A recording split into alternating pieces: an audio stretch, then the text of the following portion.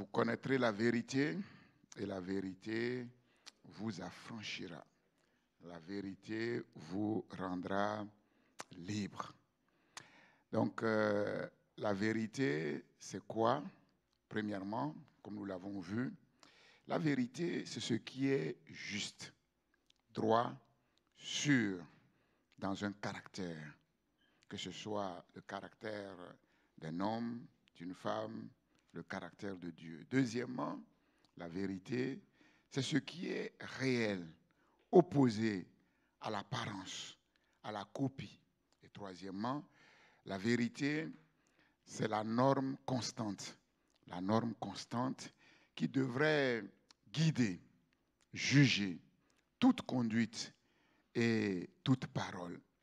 Et donc le dimanche dernier, j'ai conclu en disant que notre bonne foi, ce n'est pas parce que nous sommes de bonne foi que nous sommes dans la vérité. Notre bonne foi ne suffit pas pour être justifié. Ce n'est pas parce que je crois que je suis dans la vérité que je le suis. Donc, comment savoir que je suis dans le vrai? C'est ce que nous allons voir aujourd'hui et nous allons terminer le dimanche prochain. Donc, quatrièmement,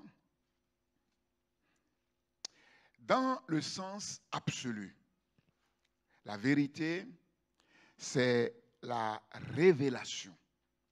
C'est la révélation de la réalité qui est cachée. La réalité qui est cachée. Le réel dans toute sa plénitude. Et nous comprenons que la vérité dans ce sens n'est pas de ce monde. La vérité dans ce sens n'est pas de ce monde. La vérité, dans le sens absolu, est uniquement connue par révélation. Il y a, entre guillemets, des vérités. Chaque religion a sa vérité. On pourrait dire chaque être humain sur la terre a sa vérité. Mais la vérité, avec grand V, est une question de révélation. Ésaïe 59, 15. Ésaïe proclame que la vérité a disparu. Et ce qui est terrible, la suite de ce verset, celui qui s'éloigne du mal est dépouillé. La vérité a disparu. Et celui qui s'éloigne du mal est dépouillé. Donc, dans la version, le rabbinat français dit, oui, la vérité a cédé la place. Elle a cédé la place à quoi? Nous l'avons vu dimanche dernier, au mensonge. Parce que l'homme a refusé la vérité et il a choisi de suivre le mensonge du diable. Et à partir de ce moment-là, la vérité a cédé la place au mensonge. Oui, la vérité a cédé la place. Et quiconque s'écarte du mal passe pour un démon.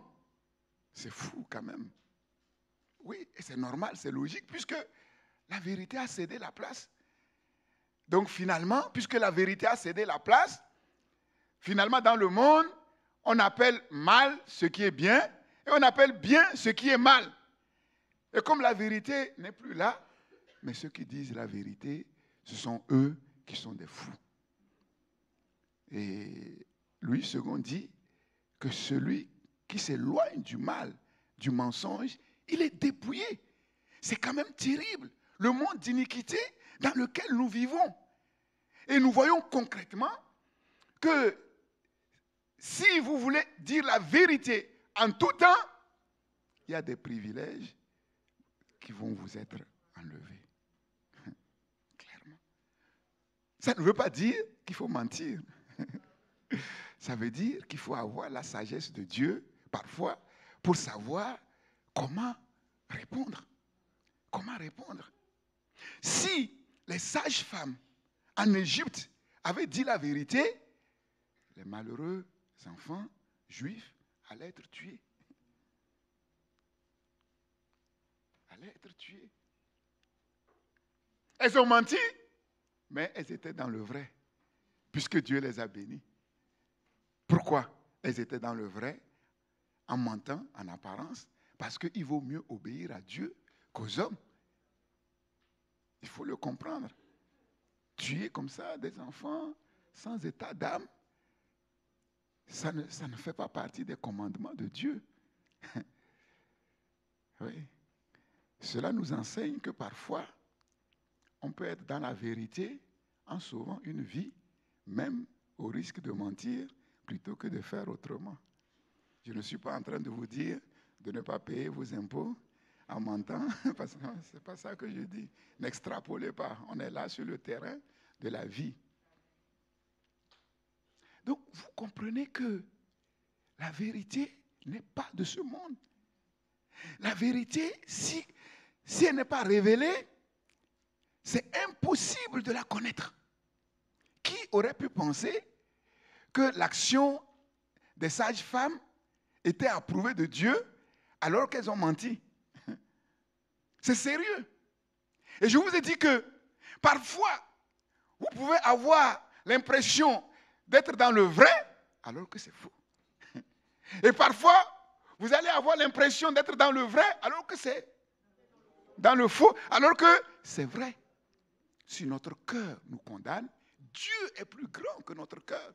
Notre cœur n'est pas Dieu. Notre conscience n'est pas Dieu. Voilà pourquoi la bonne foi n'est pas suffisante pour justifier quelqu'un.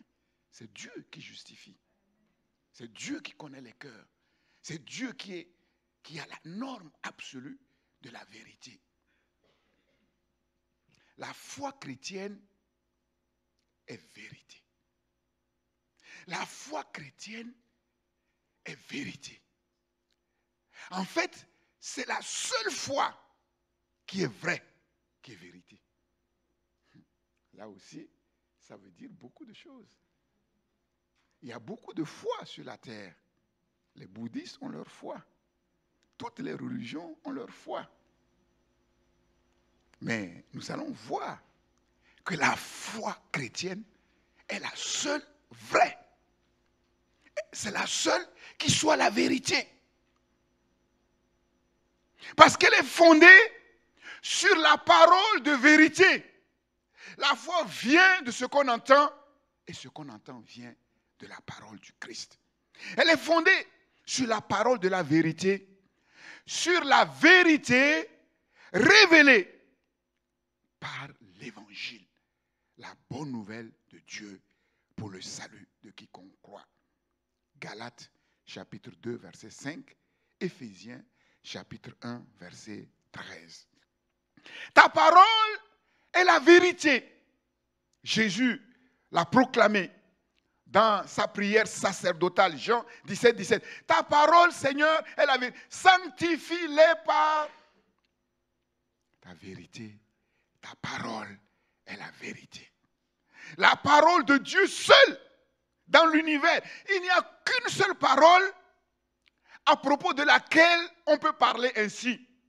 La parole de Dieu reste toujours valable. Éternellement. La seule. Les cieux et la terre passeront, mais mes paroles ne passeront point. Mes paroles ne passeront jamais. La parole de Dieu, le logos de Dieu est parfaitement un avec l'être même de Dieu. Le logos de Dieu est parfaitement un avec l'être même de Dieu. Jean chapitre 1er, verset 1er. Au commencement était la parole. Et la parole était avec Dieu. Et la parole était Dieu. Et la parole s'est faite chair. Elle est venue habiter parmi nous, pleine de grâce et de vérité. Connaître Dieu en vérité, c'est conformer ses paroles, sa parole et sa vie au logos de Dieu. Quelqu'un qui connaît Dieu en vérité, c'est quelqu'un qui conforme sa vie, sa parole, ses paroles au logos de Dieu, à la parole de Dieu. Que nous avons la foi de Dieu, mais que nos vies, nos paroles ne sont pas conformes à la parole de Dieu, c'est faux. Nous sommes dans le mensonge. Et c'est dans ce mensonge que se trouvent beaucoup de chrétiens aujourd'hui sur la terre, d'où le désordre. Il y a un problème. C'est bon? Ok. Parce que beaucoup disent, mais ne font pas. Pourquoi m'appelez-vous Seigneur, Seigneur, si vous ne faites pas ce que je vous demande de faire? C'est ça, la tragédie du christianisme aujourd'hui. La foi chrétienne est vérité. Et connaître Dieu en vérité, c'est conformer sa vie, ses paroles au logos de Dieu, à la parole de Dieu. La vérité, c'est la réalité révélée de Dieu. La vérité, c'est la réalité révélée de Dieu. Si cette réalité ne nous est pas révélée, il n'est pas possible de la connaître. La colère de Dieu se révèle du ciel contre toute impiété et toute injustice des hommes qui retiennent injustement la vérité captive. Et plus loin, il est écrit, à cause de cela, ils ont changé la vérité de Dieu en mensonge et ils ont adoré et servi la créature au lieu du Créateur qui est béni éternellement. Amen. Romains 1, verset 18 et le verset 25. La colère, Dieu est en colère. Pourquoi cette colère? Les hommes retiennent sur la terre la vérité captive. Ils ne veulent pas que la lumière de la vérité brille sur la terre. Et ils exploitent les ténèbres du mensonge, de l'iniquité, pour leurs propres intérêts. C'est quoi retenir la vérité captive? Retenir la vérité captive, c'est faire en sorte que certains éléments de la vérité ne soient pas mis en lumière. Pourquoi? Parce que ça dérange. Nous vivons dans un pays de liberté, mais même dans ce pays de liberté, il y a certaines choses dans la parole de Dieu qu'on n'a pratiquement plus le droit de le dire. Mais si un jour, Dieu nous commande de le dire, on le dira. Il faut manifester la sagesse de Dieu. Mais il y a des choses, vous allez à la télé, vous le dites, demain vous aurez des problèmes. Il y a certaines choses pour lesquelles vous pouvez même aller en prison. Pourtant, certains journaux sont capables de dire tout et n'importe quoi, des insanités, et qui entraînent des morts, et on accepte. Donc vous voyez, retenir la vérité captive, c'est faire en sorte que certains éléments de cette vérité soient cachés. Parce que ça dérange.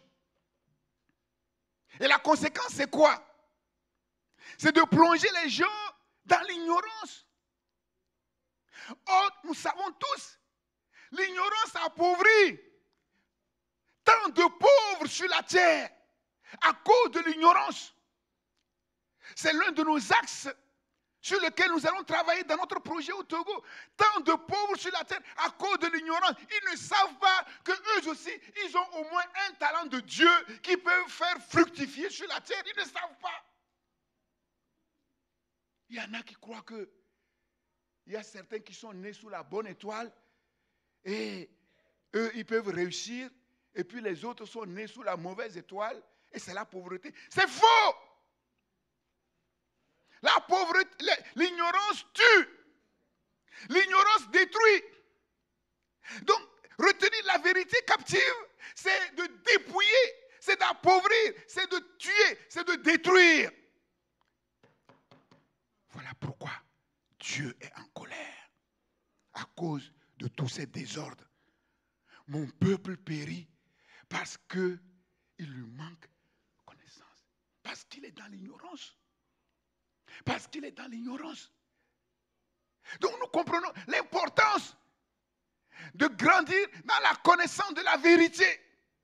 Si tu veux être ce que Dieu veut que tu sois, si tu veux accomplir ce que Dieu veut que tu accomplisses, si tu veux entrer dans les choses que Dieu a préparées pour toi, tu ne peux pas être dans les ténèbres, dans l'ignorance. Impossible d'arriver.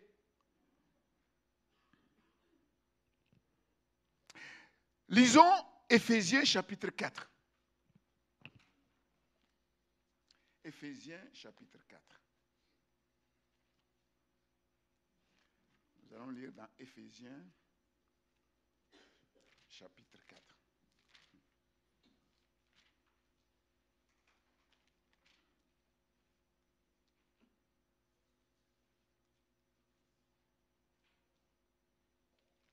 Plutôt Éphésiens chapitre 2. Non, chapitre 4 d'abord. Éphésiens chapitre 4. Je vais lire à partir du verset 1er. Nous voyons le contraste entre les enfants de la lumière, les enfants des ténèbres. Vous étiez morts par vos offenses et par vos péchés. Là, Paul parle aux chrétiens, à nous. Nous étions morts par nos offenses et par nos péchés, dans lesquels vous marchiez autrefois, selon le train de ce monde, selon...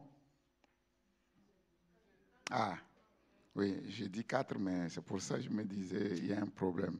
Verset 17, 4 versets. On lira Éphésiens chapitre 2 tout à l'heure. Éphésiens 4, verset 17. Voici donc ce que je dis et ce que je déclare dans le Seigneur. Vous ne devez plus marcher comme les païens. Donc, Paul dit que si nous sommes chrétiens et que nous vivons comme les païens, il y a un problème. Nous ne devons plus marcher comme les païens, qui marchent selon la vanité de leurs pensées. Ils ont l'intelligence obscurcie. Ils sont étrangers à la vie de Dieu. Pourquoi? À cause de l'ignorance. C'est terrible. À cause de l'ignorance. L'ignorance qui est en eux. Donc vous voyez, l'ignorance, c'est destructeur. L'ignorance tue. L'ignorance nous coupe de Dieu à cause de l'ignorance qui est en eux. À cause de l'endurcissement de leur cœur. L'ignorance amène l'endurcissement vis-à-vis de Dieu. Ayant perdu tout sentiment, ils se sont livrés au dérèglement. Dérèglement. Le monde est déréglé à cause de l'ignorance. Pour commettre toute espèce d'impureté jointe à la cupidité. Mais vous, ce n'est pas ainsi que vous avez appris le Christ. Si du moins vous l'avez entendu, et si conformément à la vérité qui est en Jésus, notez-le bien, si conformément à la vérité qui est en Jésus, c'est en lui que vous avez été instruits à vous dépouiller par rapport à votre vie passée du vieil homme qui se corrompt par les convoitises trompeuses. Je m'arrête là. À cause de l'ignorance. Pourquoi nous sommes sauvés? Parce que Dieu nous a sortis de notre ignorance. Autrefois, comme eux, nous étions dans l'ignorance. Nous vivions n'importe comment. Nous parlions n'importe comment. Nous faisions n'importe quoi, comme les autres. Jusqu'au jour où Dieu nous a éclairés. L'évangile est venu.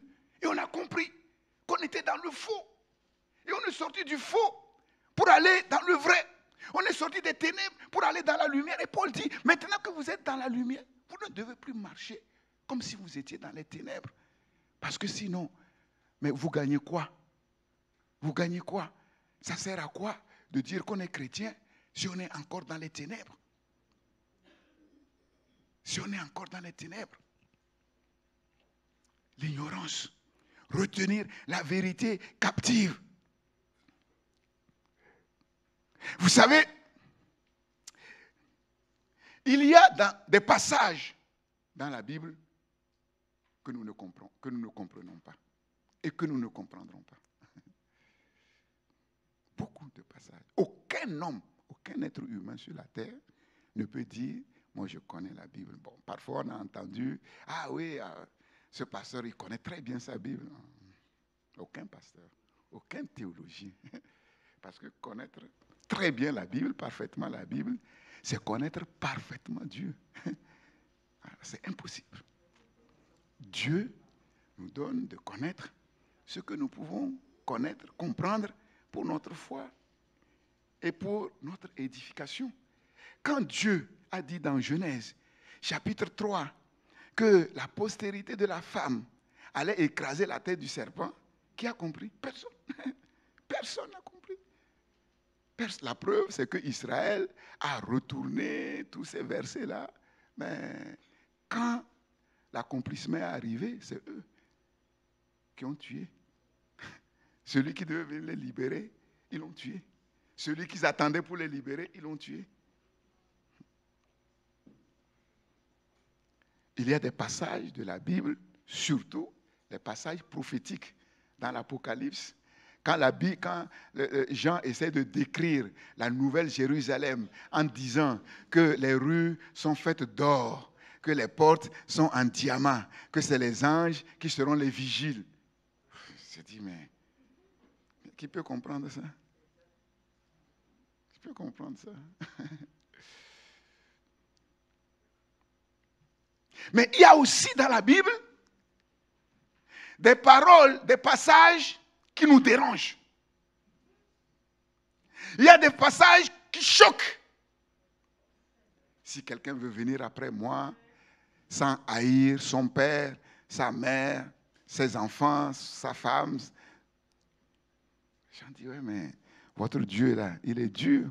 Non, Dieu n'est pas Dieu. Ils ne comprennent pas ce qui est écrit.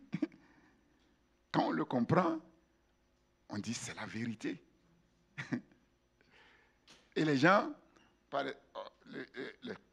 pour atténuer un peu, certaines traductions ont dit sans me préférer à. Non, mais moi je crois que dans l'original c'est haïr. Je l'ai expliqué dans le cours biblique Insté quand j'ai fait le cours. Mais on fait une parenthèse. Maintenant on va causer. Pourquoi c'est haïr? Pourquoi c'est haïr? Normalement, ceux qui m'ont écouté, certains ont bénéficié de mes interventions à l'INSTE. Vous devrez être capable de répondre. Maintenant, si vous n'êtes pas capable de répondre, vos mentors doivent répondre. Si les mentors ne répondent pas, là, je vais leur tirer les oreilles à la fin. Pourquoi c'est haïr?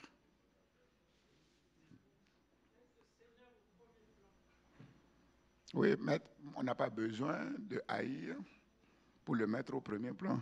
On peut le mettre au premier plan parce que haïr, c'est quand même fort. Un peu comme la Bible dit, Dieu dit, j'ai aimé Jacob, j'ai haï Ésaü. On aurait pu dire, non, c'est trop fort, j'ai aimé Jacob et j'ai aimé moins, j'ai préféré Jacob et j'ai aimé moins. Pourquoi ici c'est haïr là, dans ce verset? Parce que ce verset, c'est un verset clé, hein?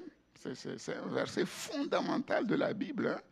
C'est des passages comme ça, si on ne le comprend pas et si on ne l'applique pas, on n'ira jamais en profondeur avec Dieu. La relation avec Dieu sera superficielle. Hein? Parce que c'est le fondement même de notre relation avec Dieu. Pourquoi c'est haïr? Pourquoi c'est le mot haïr?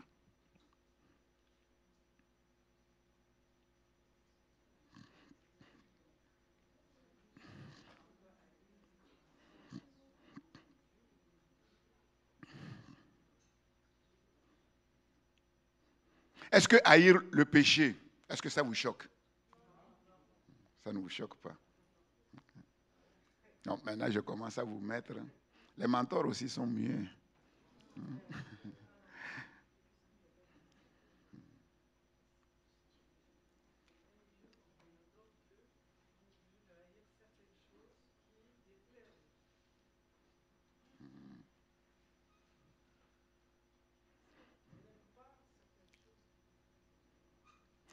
Premièrement, parce que avec Dieu, il s'agit de radicalité. Radicalité. C'est ça ou ce n'est pas ça. On ne peut pas avoir un pied dedans et un pied dehors. Ce n'est pas possible. Radicalité. Et pourquoi cette radicalité sévère avec nos parents, avec ceux qui ne connaissent pas Dieu? Parce qu'ils forment un système. Et dans ce système-là, Dieu n'a pas sa place. Non seulement Dieu n'a pas sa place, mais ce système est un piège pour nous. On nous présente une forme d'amour qui est faux, qui est une caricature d'amour. Nous avons hérité de nos pères la vaine manière de vivre. Et donc, ce n'est pas facile de se séparer comme ça à l'amiable. Parce qu'on est lié depuis notre enfance. On est lié par ce système. On est lié par une éducation. On a été formaté. Et si on se permet de faire comme ça, on ne sortira jamais. De la même manière que celui qui se permet de faire comme ça avec le monde, il ne sortira jamais. C'est pour ça que Dieu dit de haïr le monde. Si nous voulons être amis de Dieu, il faut haïr le monde. Parce que si tu fais comme ça avec le monde, tu ne sortiras jamais. Le diable ne te permettra jamais de sortir.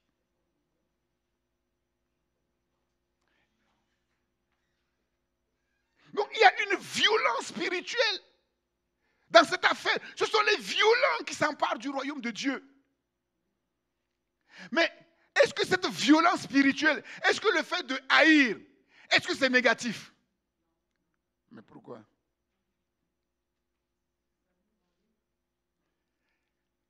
Parce que si nous demeurons dans ça, nos parents vont mourir, nos enfants vont mourir, nos femmes vont mourir, nous aussi nous allons mourir. Personne ne pourra rien faire pour personne parce que nous sommes tous des aveugles qui nous précipitons dans un trou.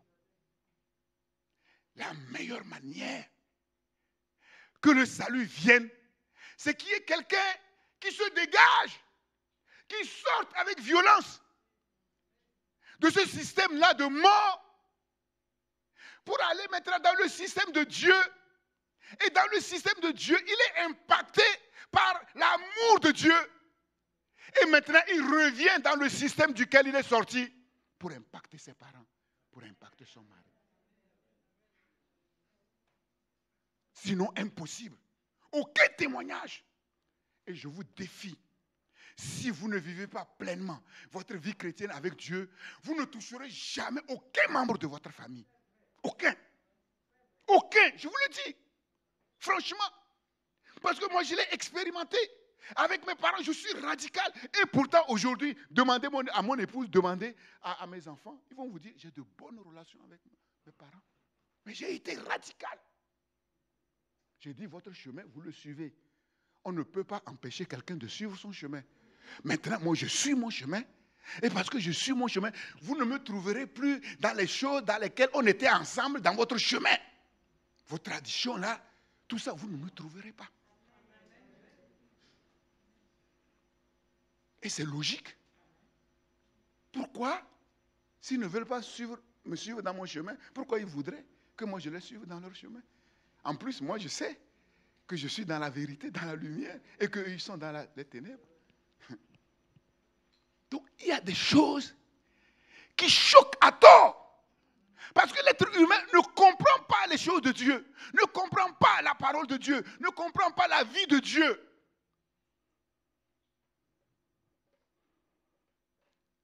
Ce n'est pas parce que la parole de Dieu nous choque qu'on a le droit de ne pas les accepter. Parce que si on n'accepte pas la parole de Dieu parce que ça nous dérange, parce que ça nous choque, ça veut dire quoi? Nous nous plaçons au-dessus de Dieu. Nous jugeons Dieu, nous jugeons la parole de Dieu, nous disons que ce que Dieu dit, ce n'est pas bon. Nous disons que ce que Dieu... Tu es qui pour juger Dieu? La Bible dit, les pensées de Dieu ne sont pas nos pensées, les voies de Dieu ne sont... Les pensées de Dieu sont infiniment élevées au-dessus de nos pensées. Et tu vas te permettre tes pensées-là Tu vas te permettre avec tes petites pensées là, ta petite connaissance n'est même pas un grain de sable, une goutte d'eau dans l'océan pour dire que tu connais plus que Dieu.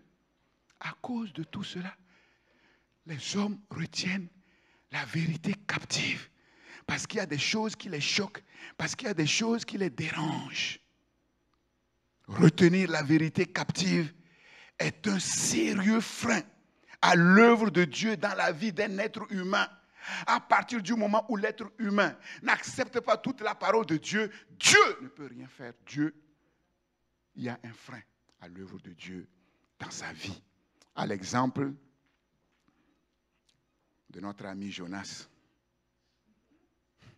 À moins que Dieu, dans sa miséricorde, exerce sur nous une discipline forte, curative. Sinon, on est perdu. Dieu dit à Jonas, descends à Ninive, proclame la bonne nouvelle, le jugement de Dieu. Et s'il se trouve que ce peuple-là, qui est en train de vivre n'importe comment, comprend et se repent, mais je vais leur pardonner. Je leur dis non, Seigneur, envoie quelqu'un d'autre. Nos ennemis, tu veux sauver nos ennemis? Jonas se lève, Dieu dit d'aller à Marseille. Jonas se lève, il va, il monte à l'île. Non, chemin opposé. Pour se retrouver où? Pour atterrir où? Il prend un navire pour aller loin, pour fuir loin. La tempête, le navire chavire et on cherche. Hey, c'est Jonas. Il dit c'est moi. Pour se retrouver où? Jeté dans la mer. Jonas a atterri dans le ventre d'un gros poisson. C'est ça. Jusqu'au jour où il a compris que c'est Dieu qui a raison. La miséricorde de Dieu. Il a crié à Dieu. Et Dieu a dit, poisson, vas-y, va le déposer sur le rivage. Il a fait une expérience extraordinaire. Mais je n'aimerais pas être dans le ventre d'un poisson. Hein. Le sucre gastrique, là, c'est gluant.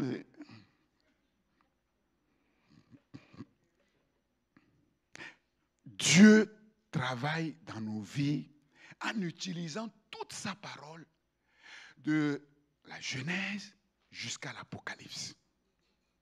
C'est avec toute la parole de Dieu que Dieu nous enseigne, nous convainc, nous corrige, nous forme à la justice, c'est-à-dire à ce qui est bien, afin de bien nous préparer, bien nous équiper pour accomplir sa volonté, son plan, notre destinée. La vérité, c'est la réalité révélée du Christ. Le monde ne sait pas ce que c'est que le Christ. Et pourtant, le Christ est venu en chair et en os sur la terre. Et son histoire est là, incontestable. Le Christ est plus proche de nous historiquement que les Socrates, que les Platons. Et pourtant, il est méconnu. Pourquoi? Parce qu'on ne peut pas le connaître simplement par notre jugement naturel, par notre intelligence naturelle. La vérité, c'est la réalité révélée du Christ. Et nous avons lu tout à l'heure, conformément à la vérité qui est en Jésus. Paul dit, conformément à la vérité qui est en Jésus. Paul est en train de nous dire que la vérité ne se trouve qu'en Jésus. Sur la terre, depuis la création, la vérité a été uniquement en un seul homme. Jésus. Jésus. Aucun autre homme. Aucun autre homme.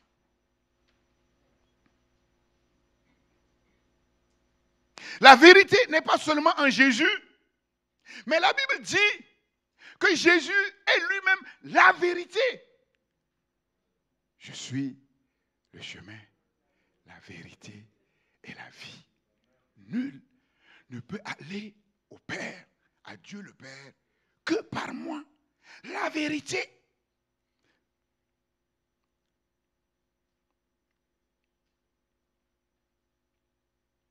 Jésus est le médiateur, c'est-à-dire le chemin. Simplement parce qu'il est la vérité. Et c'est parce qu'il dit la vérité. Non seulement il est la vérité, mais il dit sa parole est la vérité. Et à cause de cela, il est le seul médiateur entre Dieu et les hommes.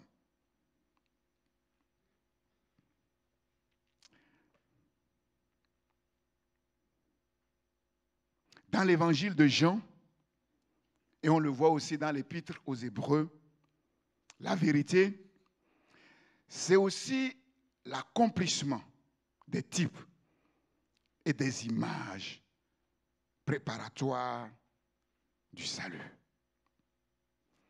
Dans l'Ancienne Alliance, dans l'Ancien Testament, Jésus n'était pas venu, mais Jésus était là sous forme de type, sous forme d'image. Les animaux qui sont sacrifiés, typifiaient, étaient l'image de Jésus qui allait venir pour se sacrifier. L'innocent qui allait venir pour se sacrifier. L'agneau pascal, avec son sang que Israël devait mettre sur les linteaux des portes pour être épargné de la destruction. Dans le Nouveau Testament, Paul dit que notre Pâque, c'est Jésus. L'agneau pascal, c'est Jésus, le premier animal que Dieu a sacrifié et avec sa peau pour revêtir la nudité d'Adam et Ève, c'est l'image de Jésus. Les fêtes, la fête de la Pâque, la fête des tabernacles, toutes ces fêtes-là typifient, ne sont que les images de Jésus. Mais comme Jésus n'était pas là dans l'ancienne alliance, il n'était pas là, mais il était là, en préfiguration, en prévoyance de sa venue. Effectivement, comme je le dis, Dieu nous a sauvés le monde de l'ancienne alliance avant que Jésus ne vienne au travers de ces images. Par exemple, quand Israël avait désobéi dans le désert et qu'ils étaient mordus par les serpents, ils se sont repentis. Dieu a dit à Moïse, fais un serpent d'airain et place-le. Quand quelqu'un sera mordu, il regardera le serpent d'airain et il sera guéri. Et qu'est-ce que Jésus va dire? Comme Moïse a élevé le serpent d'airain dans le désert, il faut que le Fils de l'homme soit également élevé, car Dieu a tant aimé le monde, etc. Tout ça, c'était des images. En fait, comme je l'ai déjà dit, Dieu a pris un risque. C'est un grand risque. Hein? Et comme je le dis, c'est comme si les gens de l'ancienne alliance étaient sauvés à crédit, puisque Jésus n'était pas là. Mais Dieu a parié sur son Fils. Dieu a parié, a misé sur son Fils. Si le Fils avait failli, comme un château de cartes, tout allait tomber jusqu'au commencement. Et Dieu allait remettre les compteurs à zéro. Personne. Maintenant, la question, est-ce que Jésus aurait pu échouer? Est-ce que Jésus aurait pu échouer?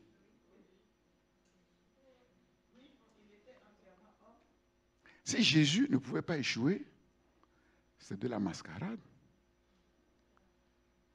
Ah ouais? Si Jésus ne pouvait pas échouer, mais tout ça là, c'est des histoires. Jésus pouvait échouer. Parce que Jésus était sur la terre comme un simple homme. Comme un simple homme. Il a laissé sa gloire, sa divinité. La preuve que Jésus pouvait échouer, c'est le combat dans le jardin de Gethsémane, où c'était tellement dur que sa sueur est devenue comme des grumeaux du sang. Donc, sinon tout ça là, c'est du faux. Oh, il n'y a pas de faux en Dieu. Voilà pourquoi Jésus est comparé à Adam. Si Adam a échoué, Jésus aussi pouvait échouer. Mais gloire à Dieu, le Fils de Dieu n'a pas échoué. Alléluia. Toutes ces figures, la Bible nous dit dans Colossiens 2, 27, que le corps, la réalité, se trouve en Christ. Colossiens 2, 27. La réalité. De telle manière que maintenant, que le corps est là, que la réalité est là, on n'a plus besoin de ces types, de ces images. Plus besoin de ces types, de ces images. Voilà pourquoi Dieu dit que les vrais adorateurs que le Père cherche, que le Père aime, ce sont les adorateurs qui adorent Dieu en esprit et en vérité. Ceux-là qui rentrent dans la révélation. On n'a pas besoin d'adorer Dieu avec de l'encens. On n'a pas besoin d'adorer Dieu avec ceci ou avec cela. Non, c'est fini. Les images, les types, tout est terminé. Le corps est en Christ. Alléluia. 5e point, le point capital, le point central. La vérité est un attribut essentiel, fondamental de Dieu. La vérité est un attribut essentiel, fondamental de Dieu. Et donc vous comprenez que c'est uniquement par révélation. Dieu est le Dieu de vérité. Psaume 31, 6. Dieu est le Dieu de vérité. Dieu est Dieu en vérité. Non seulement il est le Dieu de vérité, mais en vérité, il est Dieu. L'Éternel Dieu est vérité. Jérémie chapitre 10, verset 10. Tout en Dieu, tout par Dieu, pensée, sentiment, volonté, parole, action, tout est vérité. Tout est vérité. Parce que Dieu est le Dieu de vérité et Dieu est Dieu en vérité. Dieu parle et Dieu agit selon la vérité. La conséquence, c'est quoi? C'est que Dieu exige la vérité. Puisque Dieu est vérité, puisque tout en Dieu, par Dieu est vérité, Dieu exige la vérité.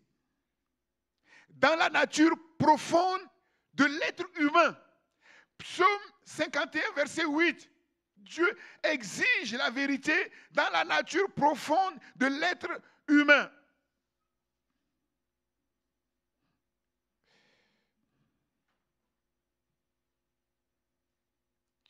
Tu veux que la vérité soit au fond du cœur. Tu veux que la vérité soit au fond du cœur. Dieu exige la vérité. Dans le rabbinat français, il est écrit « Or, tu exiges la vérité dans le secret des cœurs. » Chouraki va bien loin en disant ceci.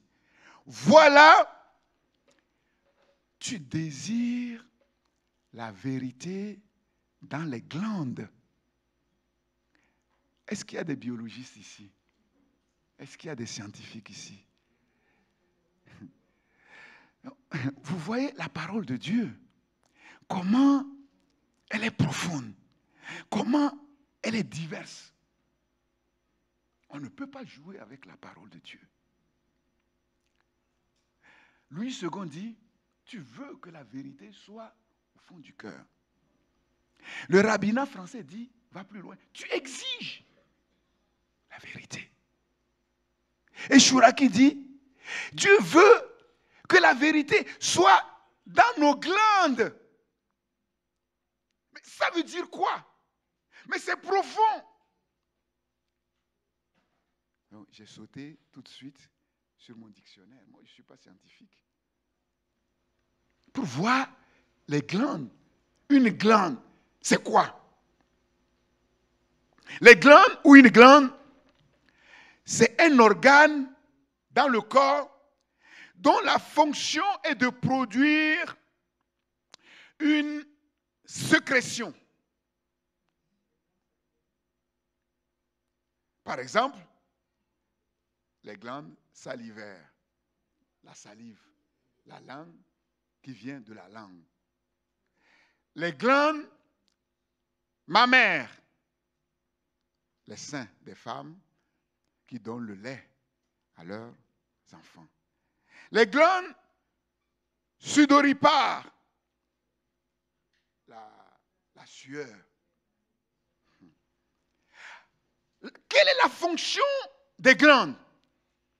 La fonction des glandes, c'est de réguler et de contrôler les différentes fonctions de l'organisme. Ce sont les glandes qui régulent et qui contrôlent les différentes fonctions dans l'organisme par la production et la sécrétion des hormones. Donc, sans les glandes, l'homme ne peut pas vivre. Sans les glandes, l'homme ne peut pas vivre. Et Dieu dit, Dieu exige que la vérité soit dans nos glandes. Que la vérité soit dans nos glandes. Et je suis allé un peu plus loin. Et j'ai vu qu'il y a des glandes avec la sécrétion interne. Et les glandes avec la sécrétion externe. Mais quel est leur rôle? Les glandes à l'intérieur avec la sécrétion interne, c'est pour assurer la vie du corps, le bon fonctionnement du corps. Mais les glandes avec la sécrétion extérieure, c'est pour rejeter les déchets. Et c'est comme ça que la vérité agit dans nos corps spirituels. Si nous voulons bien fonctionner spirituellement, il faut que la vérité soit en nous comme la vérité est dans les glandes du corps. Non seulement pour assurer notre bon fonctionnement spirituel et nous mettre en relation avec Dieu, mais aussi c'est avec cette vérité que nous rejetons les déchets, les mensonges que le diable envoie dans les sentiments, dans les pensées. Waouh! Vous comprenez que sans la vérité, vous ne pouvez pas vivre spirituellement. Impossible. C'est sérieux. Voilà pourquoi je vous ai dit, la vérité est la base de tout.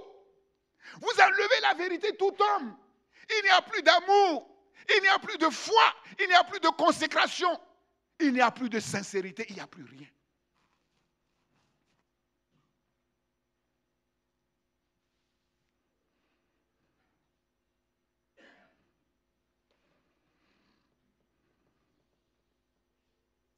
Dieu exige la vérité dans la réponse que l'homme donne à Dieu. C'est-à-dire que l'homme doit agir selon la vérité de la parole de Dieu. L'homme doit être vrai pour entrer en relation avec Dieu. L'homme doit être vrai dans sa foi, dans son amour, dans sa consécration. Mais comment l'homme doit être vrai par nature? Jésus a dit à ses disciples, déjà, vous êtes purs, Vous n'êtes plus comme les gens du monde. Vous êtes purs à cause de la parole que je vous ai donnée. La parole de vérité que nous avons reçue, que nous avons reconnue comme vraie, que nous avons reconnue comme certaine, à laquelle nous avons adhéré, a eu le pouvoir de nous sanctifier, de nous purifier, afin que notre foi soit vraie, notre amour soit vrai, notre consécration soit vraie, parce qu'il n'est pas possible à un être humain d'être en relation avec Dieu s'il vit dans le faux. La vérité doit être le fondement solide, même de toute relation humaine. De toute relation humaine. Qui ici va accepter d'épouser un homme faux, une femme fausse? Qui va accepter d'avoir pour ami un menteur? Sinon, celui qui est aussi menteur.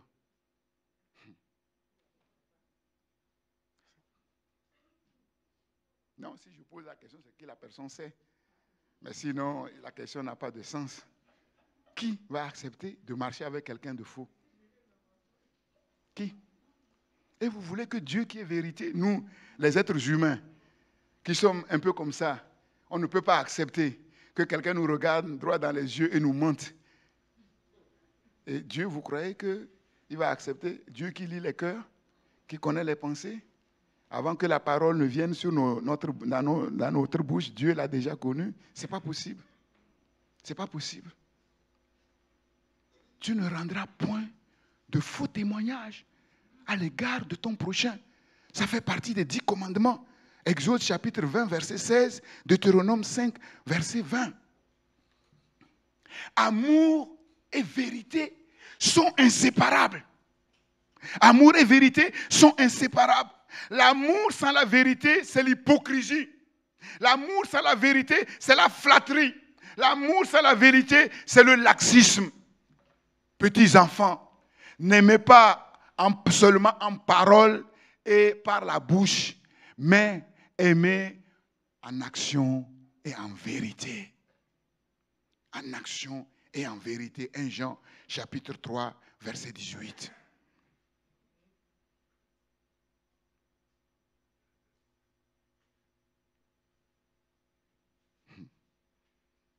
La vérité sans amour, c'est le légalisme, c'est la dureté, c'est la dictature. Et nous savons comment la langue tue, comment la langue peut détruire. Nous devons professer la parole de Dieu avec amour. Amour et vérité sont inséparables. Si nous disons que nous aimons Dieu et que nous sommes dans le faux, nous nous trompons par de faux raisonnements. Vérité et puissance vont de pair aussi. Paul dit dans 2 Corinthiens 13, 8, car nous n'avons pas de puissance contre la vérité. Nous n'avons pas de puissance contre la vérité. Nous n'en avons que pour la vérité. Nous n'avons pas de puissance contre la vérité. Nous n'avons de puissance que pour la vérité, que par la vérité. Qu'est-ce que Paul est en train de dire? Paul est en train de dire que si quelqu'un manifeste la puissance, mais il n'est pas dans la vérité, c'est du faux. Comme on l'a vu dimanche dernier, l'Antichrist qui va venir, qui va manifester la puissance, qui va faire des miracles. Mais la Bible dit, c'est de faux miracles. C'est de faux miracles. Il utilise les dons que Dieu lui a donnés, mais il les utilise mal. Pour lui-même, pour sa gloire, pour son intérêt personnel. La puissance, ça, la vérité, c'est du faux. C'est la séduction.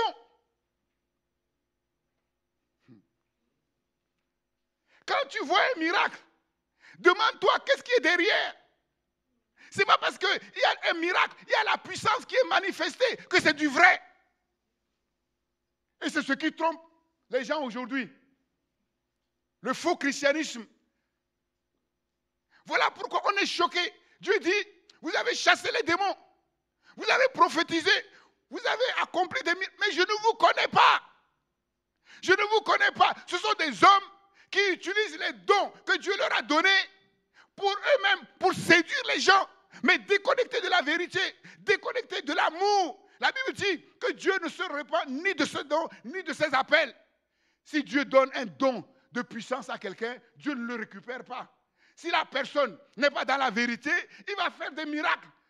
Mais Dieu n'est pas là-dedans. Le résultat, c'est quoi? Il va... qui agit en lui n'est pas l'esprit de Dieu, mais c'est l'esprit de Marma. Comprenez-le. Et les gens m'ont dit, oui, mais s'il n'est pas de Dieu, comment il peut faire des miracles? Mais Satan ne fait pas des miracles, les démons ne font pas des miracles, les sorciers ne font pas des miracles.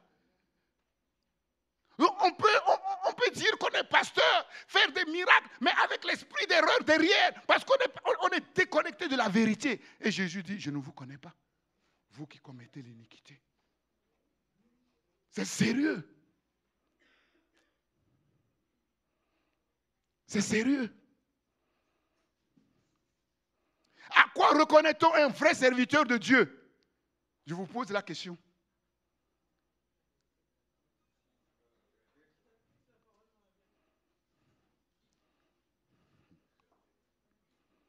Paul dit, je vous montrerai une voie par excellence. Et quelle est cette voie? L'amour. Mais qui aujourd'hui juge des serviteurs par amour? Personne. Je vous dis la vérité. Je n'ai jamais vu une campagne d'évangélisation quelque part, que ce soit en France, que ce soit en Afrique. Venez, vous allez recevoir l'amour de Dieu. Personne n'ira à cette campagne. Je vous le dis. Je n'ai jamais vu. Parce que ça n'attire personne. Venez, vous allez être guéris. Venez, vous allez faire une expérience extraordinaire avec Dieu. Vous allez être élevés. Et les gens courent. Pour moi, ce n'est pas la vérité. C'est du bluff, c'est du mensonge. Parce que la voie par excellence, c'est l'amour. On doit attirer les... La puissance ne sauve personne. Je vous le dis, la puissance ne sauve personne. Car il a donné son Fils unique. La Bible ne dit pas, car Dieu a tant aimé le monde qu'il a manifesté sa puissance dans le... Non. Ce que vous croyez être puissance là, si vous ne sortez pas dans ça, ce que vous croyez être la prière de puissance, si vous allez vous fatiguer, il n'y aura rien. Vous allez crier du matin jusqu'au soir, il n'y aura rien. Il n'y aura rien.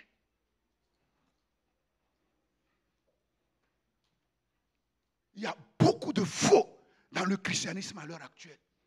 Beaucoup de faux. Partout. Les serviteurs commencent à se déchirer. Partout. C'est sérieux, je vous l'ai dit. Le projet Togo, je vous ai dit, c'est d'abord pour mon salut, pour le salut de ma postérité et pour le salut des hommes. Parce que c'est chaud.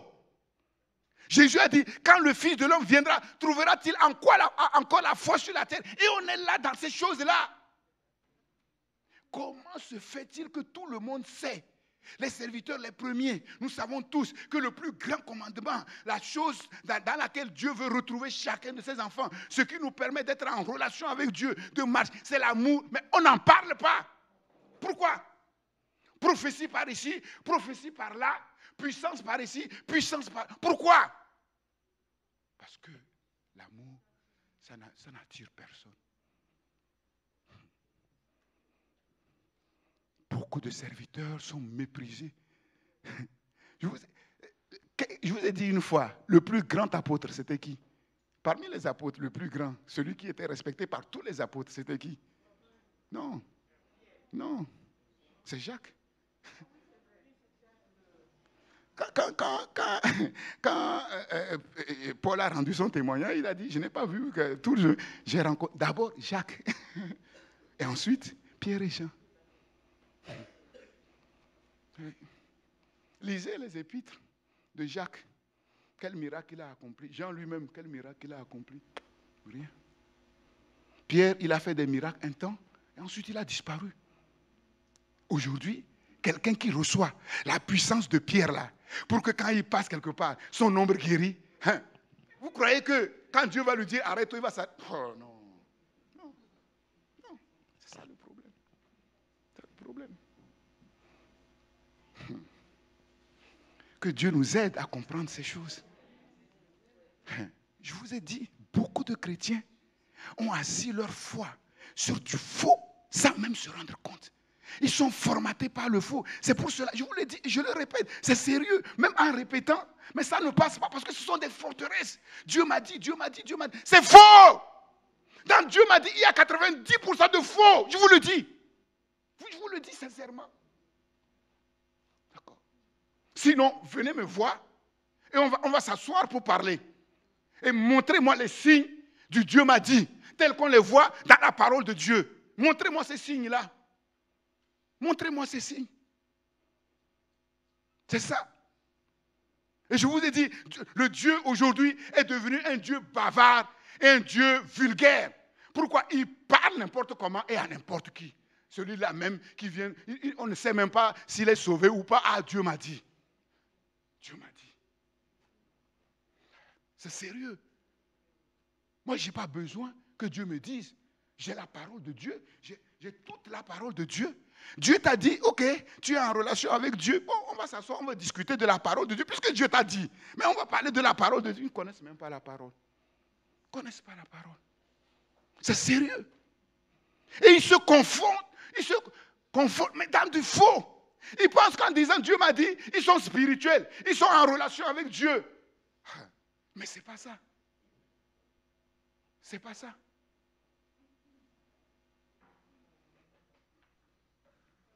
C'est le fruit de l'esprit. C'est là où Dieu attend tous ses enfants. Et c'est là où Dieu juge tous ses enfants. Vous les reconnaîtrez à leurs fruits. Ces fruits, c'est quoi? C'est fondamentalement le fruit de l'esprit, le caractère de Christ. L'amour qui est manifesté, l'amour authentique en vérité qui est manifesté.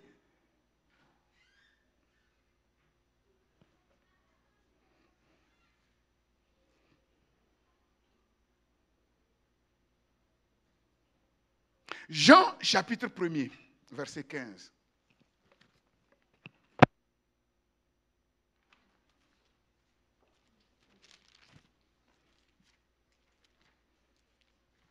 Jean chapitre 1er, verset 15.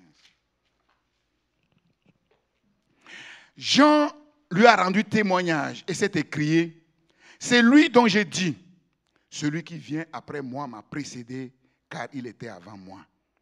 Et nous avons tous reçu de sa plénitude et grâce sur grâce, car la loi a été donnée par Moïse, la grâce et la vérité sont venues par Jésus-Christ. Personne n'a jamais vu Dieu. Dieu le Fils unique qui est dans le sein du Père est celui qui l'a fait connaître. Amen. La loi a été donnée par Moïse. La grâce et la vérité sont venues par Jésus. La loi a été donnée par Moïse. Si on enlève Moïse, Moïse est mort et la loi a demeuré. La loi n'est pas morte. Moïse est mort, il est parti. Mais la loi est restée. La grâce et la vérité sont venues par Jésus. Vous enlevez Jésus, il n'y a plus de grâce, il n'y a plus de vérité. Il n'y a plus de grâce, il n'y a plus de vérité. Le régime de la loi a laissé la place au régime de la grâce et de la vérité. Le rôle de la loi, c'est de commander, ordonner, exiger. Ne fais pas ci, fais ceci, ne fais pas ci. Le propre de la grâce, qui est le cœur même de l'évangile, le propre de la grâce, c'est offrir, donner gratuitement. Car Dieu a tant aimé le monde qu'il a donné. Donné. La grâce et la vérité. Ici encore, la grâce et la vérité sont inséparables. De même que l'amour et la vérité sont inséparables, la puissance et la vérité sont inséparables, la grâce et la vérité sont également inséparables. La grâce n'opère pas n'importe comment. La grâce n'opère que dans la vérité. C'est-à-dire que pour que nous puissions recevoir la grâce de Dieu, notre foi doit être dans la vérité de la parole de Dieu. Notre foi doit être dans la vérité de Dieu. La loi exige d'accomplir une œuvre pour être sauvé. La grâce donne gratuitement le salut. En même temps, quel est le principe des œuvres que nous devons accomplir? Est-ce que vous avez compris? La grâce donne gratuitement le salut. Mais Paul dit, travaillez à votre salut. Puisque la grâce donne gratuitement, maintenant si je travaille, mais c'est comme si je fais quelque chose. Ce n'est plus gratuit. Mais la grâce est la vérité. La grâce donne gratuitement. Et en même temps, dans la grâce, il y a le principe qui nous permet de travailler à notre salut. Donc, la grâce, c'est faveur gratuite et en même temps, capacité divine. Capacité divine pour faire tout ce que Dieu nous demande de faire. Nous avons tout reçu de Dieu pour la vie et la piété. Et la grâce est le principe même de nos œuvres. De telle manière que quand nous accomplissons quelque chose pour Dieu, nous n'avons aucun mérite. Parce que la grâce que nous avons reçue, c'est elle-même qui est active en nous et qui nous confère toute la capacité pour faire ce que Dieu nous demande de faire.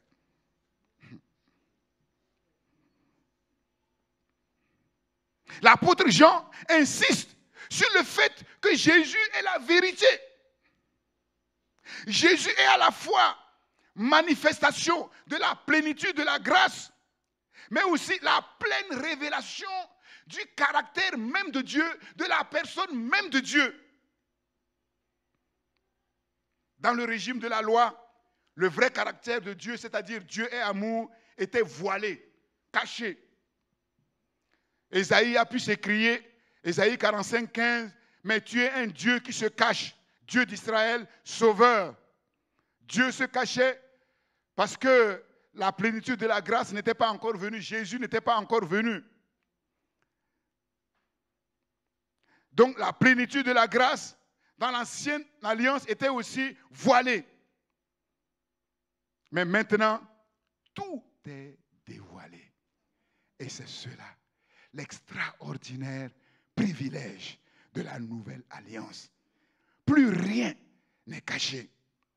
Maintenant, pourquoi l'Église ne manifeste pas la plénitude des richesses de la nouvelle alliance alors que tout est dévoilé? Pourquoi? Pourquoi? Parce que l'Église n'est pas encore parvenue à la plénitude de la connaissance de la vérité. Quand j'étais enfant, je parlais comme un enfant, je raisonnais comme un enfant. Maintenant que je suis devenu un homme, un adulte, j'ai fait disparaître tout ce qui était de l'enfant. Maintenant, nous voyons aujourd'hui de manière obscure, comme dans un miroir. Mais alors, nous verrons face à face.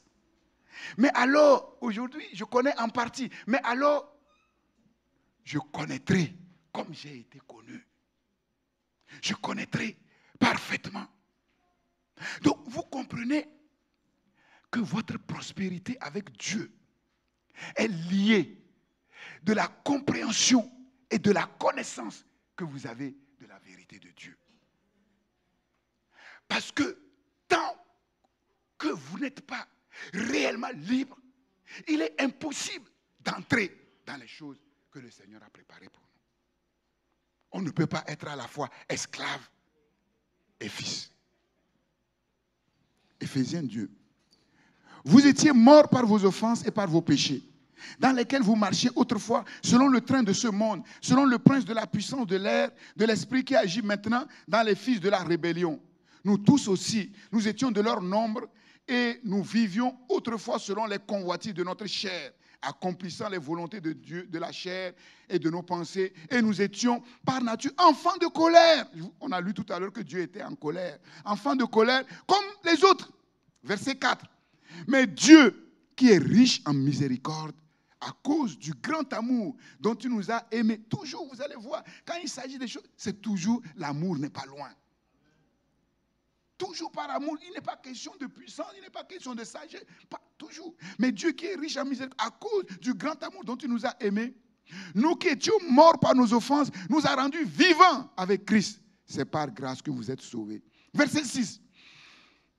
Il nous a ressuscités ensemble et nous a fait asseoir, ascension fulgurante, ensemble dans les lieux célestes en Jésus-Christ. Verset 7.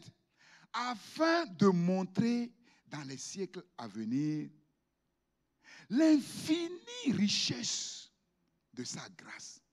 Vous voyez? L'infinie richesse.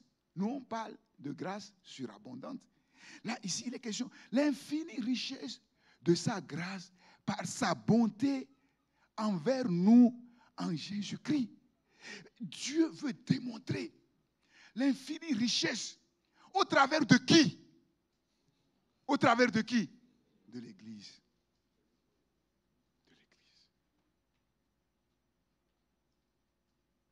Dans les siècles à venir. Et nous avons vu qu'en matière du salut, il y a le déjà et le pas encore. Le pas encore. Ceux qui seront enlevés. Je ne dis pas nous. C'est Dieu seul qui connaît celui qui sera enlevé. Ceux qui seront enlevés, ils vont dire, waouh. Tous les jours, waouh. Chaque instant, waouh. Mais infini. Le propre du bonheur, vous savez, comment on peut définir un bonheur?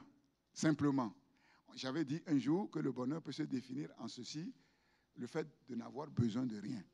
Mais on peut définir autrement. Comment on peut définir le bonheur?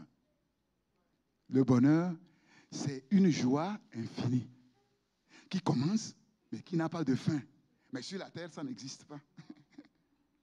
C'est ça, infini. Donc, c'est dans ça que les rachetés vont entrer. Donc, si tu veux être racheté, comprends bien le message de la vérité. Hein. Là, aujourd'hui, la Bible dit que le royaume de Dieu, c'est comme on jette un filet, on attrape beaucoup de poissons et on arrive au rivage et on... Les apôtres ont dit, mais on a semé le blé, comment se fait-il qu'il y a l'ivraie? On va aller enlever. Non, dis-nous. L'ivraie, si vous allez, vous les hommes, vous ne saurez pas. L'ivraie et le vrai blé se ressemblent tellement, c'est sérieux, hein, que vous ne saurez pas faire la différence. Attendez, à la fin du monde, les anges vont faire le travail. Ils ne se trompent pas.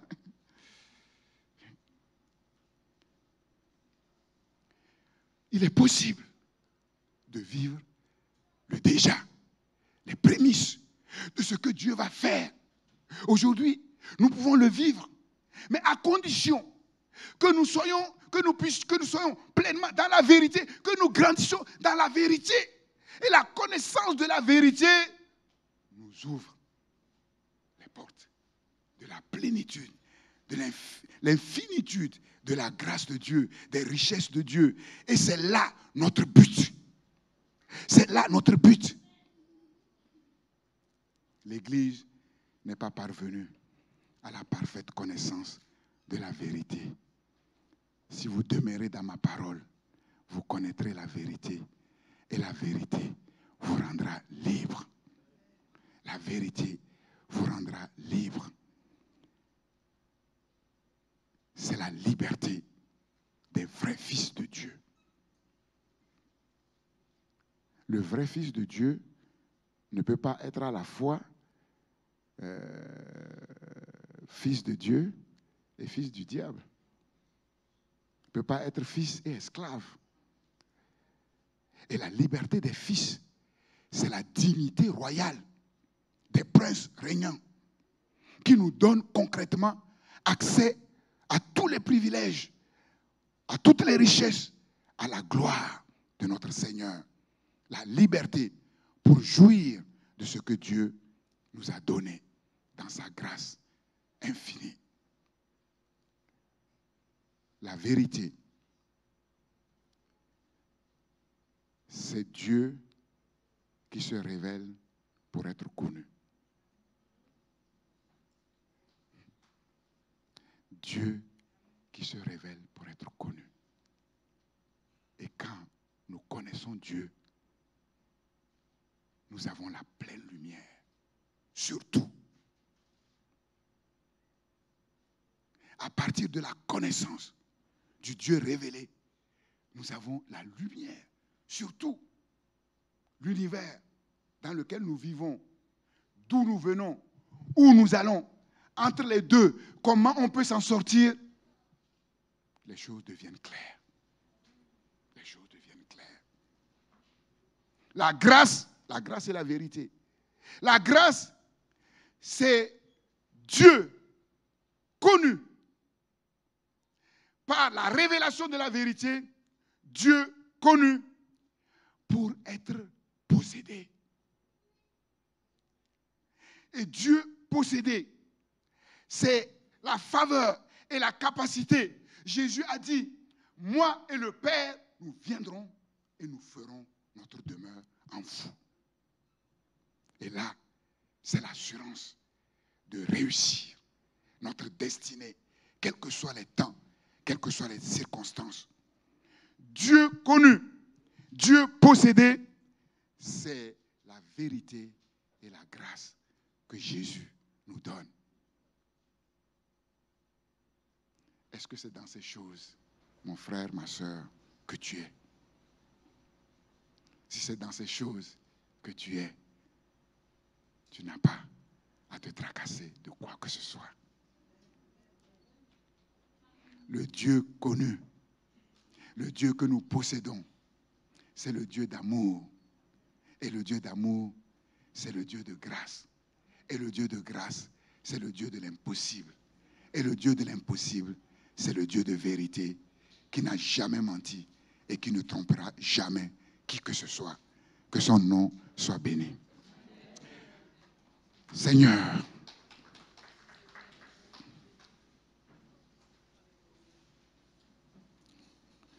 c'est assez d'avoir joué dans la cour de la récréation. Maintenant, il est temps d'avancer et d'entrer dans les choses. Par la révélation de la vérité que nous donne ta parole, Seigneur.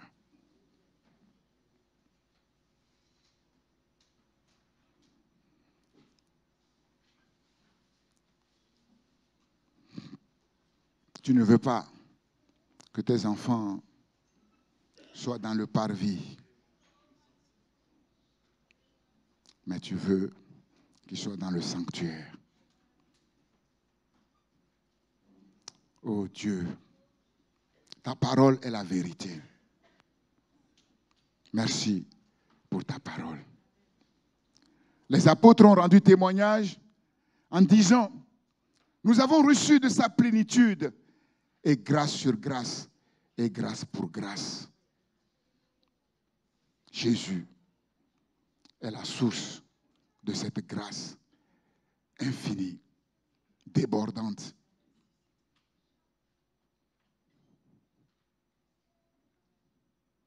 Seigneur, que ta parole pénètre dans les cœurs. Que ces vérités entrent dans les glandes, Seigneur. Pour permettre un bon fonctionnement spirituel et aussi pour rejeter dehors par la sécrétion externe les déchets, les mensonges, la séduction, la tromperie. Père, nous sommes là devant quelque chose qui nous dépasse infiniment. Mais nous n'avons pas le droit. Nous n'avons pas le droit de juger les choses autrement. Nous n'avons pas le droit de retenir la vérité captive au risque d'être dans les ténèbres comme les autres. Ce n'est pas pour cela que tu es venu mourir pour nous sur la croix. Oh Dieu, pardonne l'entêtement. Pardonne toute dureté, Seigneur. Seigneur, oh Dieu, nous savons que si l'Esprit de Dieu ne fait rien, il n'y a rien. Ni par force, ni par puissance, mais par mon esprit. Si tu ne fais rien, Seigneur Jésus, il n'y a rien. Comme tu as dit, sans moi, vous ne pouvez rien faire. Comment se fait-il que beaucoup de ceux qui se disent des enfants se croient capables par eux-mêmes de ceci ou cela? Pardonne, Seigneur. Nous voulons sortir des images, des types, des fausses représentations pour entrer dans le corps, dans la révélation qui est en Jésus, dans la vérité qui est en Jésus. Ici, il n'est pas question de crier. Ici, il n'est pas question de s'agiter. Ici, il n'est pas question de ceci ou de cela. Il est question simplement, oui, de ta miséricorde qui vient sur nos vies, Seigneur, pour nous éclairer, Seigneur. Et c'est cette miséricorde que je réclame sur chacune de nos vies, Seigneur. Oh Dieu de grâce, Dieu d'amour, Seigneur, souviens-toi, Seigneur, que nous ne sommes que poussière. Seigneur, tu sais de quoi nous sommes faits, Seigneur. Tu sais que nous ne sommes que poussière. L'homme, qu'est-ce qu'il est, Seigneur? C'est comme une fleur, oui, qui s'épanouit le matin et qui se fane le soir, Seigneur. Oh Dieu, je t'en supplie, Seigneur.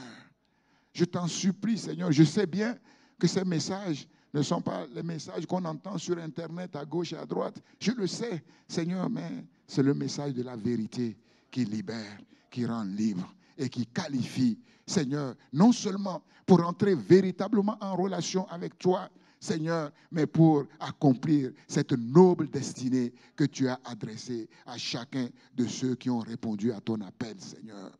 Dieu de miséricorde, étends tes ailes de miséricorde sur ton peuple, Seigneur, oh Dieu. Père, y a-t-il quelque chose que tu ne peux pas faire? Non, tu es le Dieu de l'impossible, oh Dieu.